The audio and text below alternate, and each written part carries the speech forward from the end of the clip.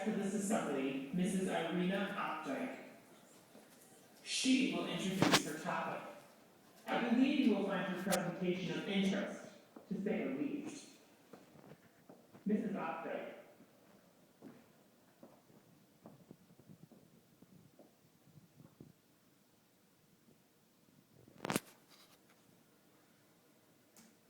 Good morning, my darling children. I am so very happy to be here with all of you today, seeing so many young boys and girls. I look at you and it seems to me it cannot be so very long ago that I was your age. But it was. Many, many years ago, when I was close to your ages now, I had to make a very important choice. I had to choose between life and death. I did see people murdered right in front of me.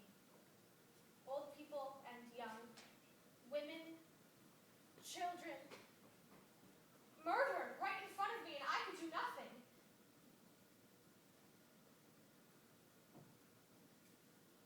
I was almost exactly your ages when God put me at a crossroads and offered me a choice between a moral and an immoral life, between complicity and redemption, between death and life. I did not ask for it, but God put into my hands the lives of 12 people. Into my hands. And I was not much older than you are now. I did not know if we would live, or if we did, how many of us would live and how many of us would die. I don't look it now, maybe. I'm just an old lady. But when I was your age, I used to be a beautiful, blonde-haired, not from the bottom, blue-eyed Polish Catholic girl from a very good family, with money, position, and a father I could,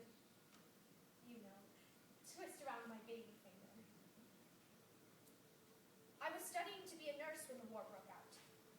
The Germans invaded from the west, the Russians from the east. The nursing school I was in the east, so the student nurses stayed on to tend the Polish wounded on the Russian front.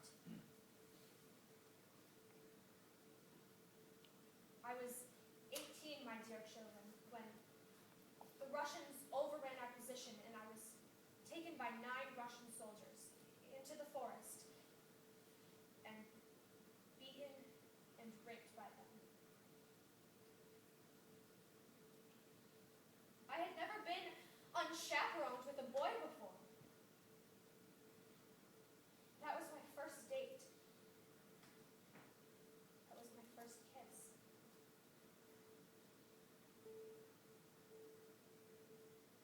I was treated by a Russian doctor, a woman who nursed me back to life. I spent a long time there with the Russians, and many things happened, some not so pleasant. But in time, they told us that those Poles wishing to be repatriated to what was now the German part of Poland could do so. Well, I wanted to go back and find my family. What I found instead was that the Germans had taken away my father. He was an engineer, and they took him to run equipment that he designed before the war at some factory. My mother and my sisters left to be with him, and within a short while of my return, I was rounded up leaving church with the other young Polish men and women. We were to be forced laborers working for the German war effort. The rumor was we were to be taken to Germany. I was one of the lucky ones. I wasn't sent to Germany, but to a munitions factory in Poland. The work was very difficult. The hours very long. The barracks where we slept were freezing, and I was quite run down. Still, as I say, we considered ourselves the lucky ones.